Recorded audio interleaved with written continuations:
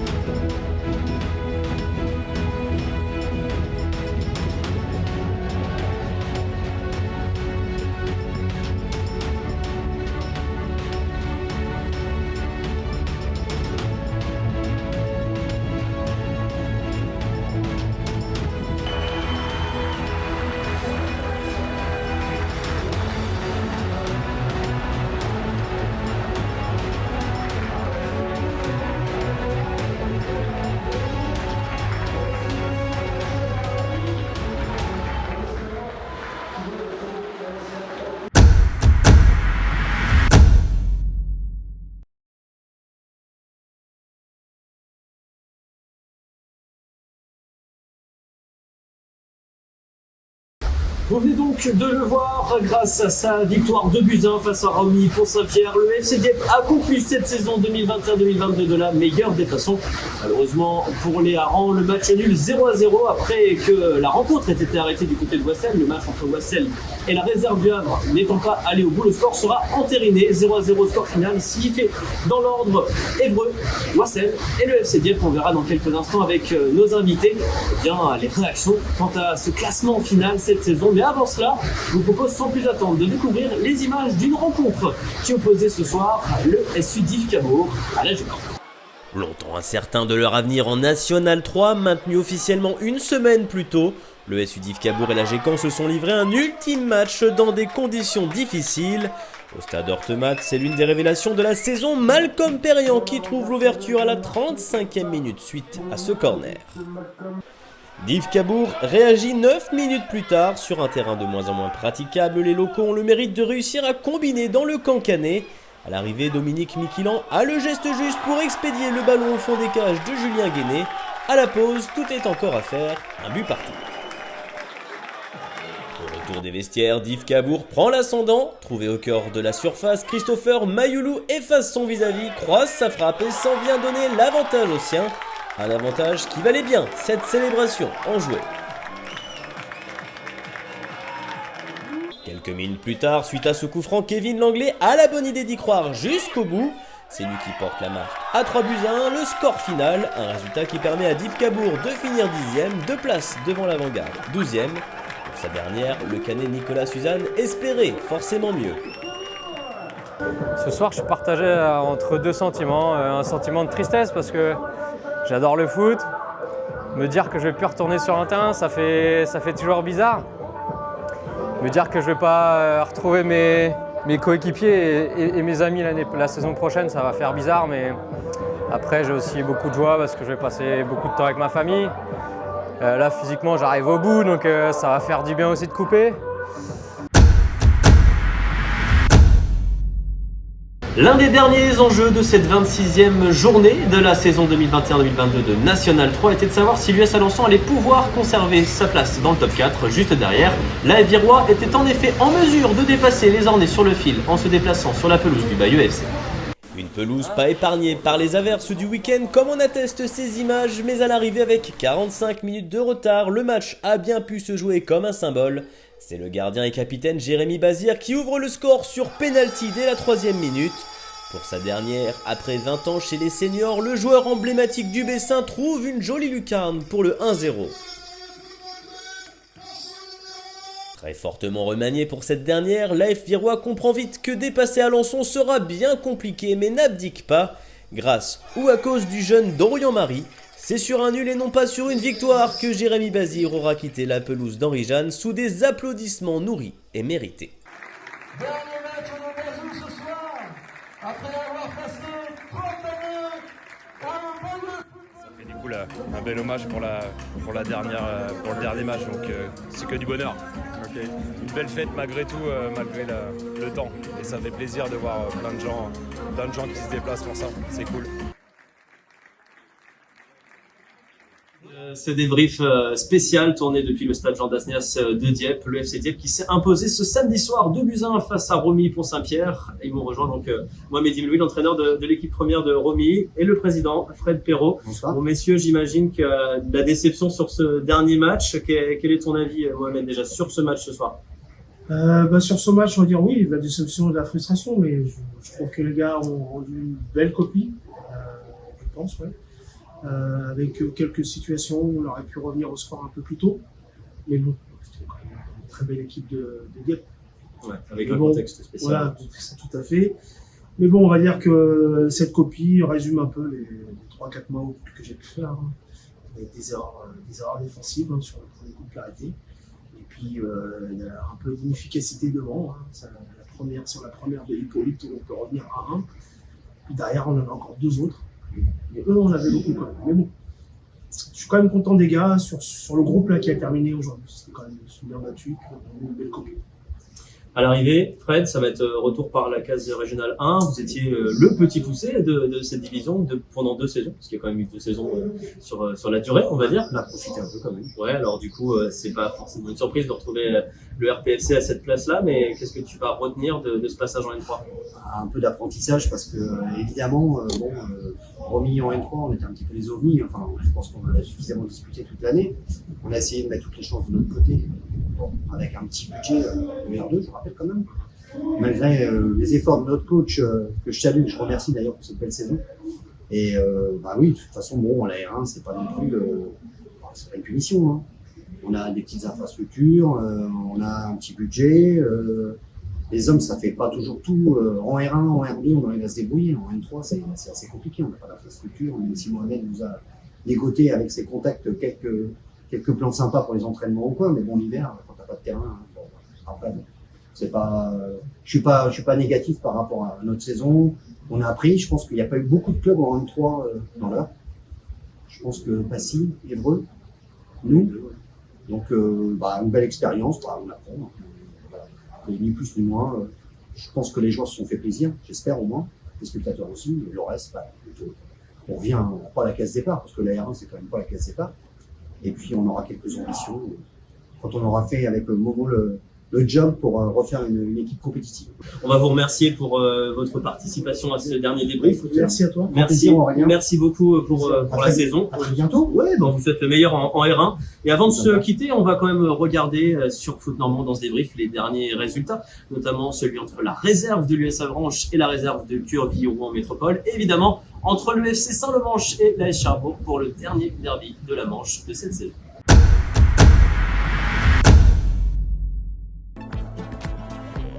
De l'émotion au stade de la Falaise de Saint-Lô samedi soir. Pour sa dernière sur le banc après une saison à la tête de l'équipe première, l'entraîneur Mathieu Chevreau a été honoré et remercié pour ses années passées au club.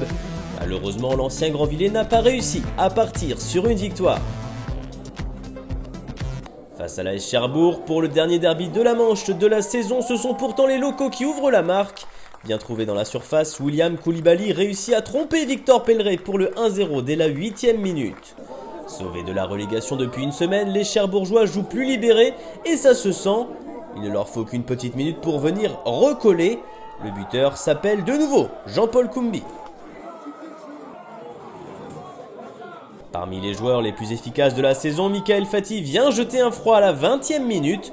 Trouvé en retrait, l'attaquant expédie une très jolie frappe hors de portée de Xavier Gallien pour permettre aux siens de mener 2-1.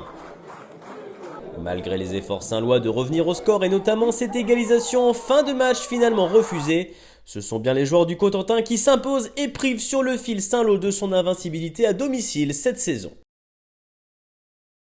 Dans le duel des réserves qui l'opposait à QRM, l'AB de l'US Avranches a obtenu le nul 2 buts partout et validé une saison convenable, conclue en 13e position. Satisfait parce qu'on avait un objectif de se maintenir donc et on l'a réalisé, donc c'est plutôt une bonne chose. Voilà, après on a fait avec nos moyens et nos moyens sont d'essayer de travailler avec les jeunes du club, ce qu'on a plutôt bien fait. Voilà, on a eu une première partie de saison compliquée parce qu'on était très très jeunes, mais au fil de la saison, ils ont appris, ils ont progressé. Je pense que sur la poule retour, on mérite largement notre maintien en N3 et voilà, c'était une bonne saison. L'état d'esprit a été excellent durant toute la saison avec les joueurs de national qui descendaient, les tout jeunes qu'on intégrait. Donc voilà, on est globalement très très satisfait de notre saison. Épisode spécial du débrief, forcément les invités sont au rendez-vous, les acteurs du FC Dieppe m'ont rejoint, à ma gauche Sileman Séné, à ma droite Guillaume Gonel. On va commencer par le joueur quand même. Sileman, pour cette dernière à domicile, ça n'a pas été facile, hein. Les conditions climatiques nous ont pas rendu la tâche facile, surtout en deuxième période, mais à l'arrivée il y a une victoire. Qu'est-ce qu'on va retenir ce soir? Ouais, ben c'est sûr, ce soir on va retenir les 3 points.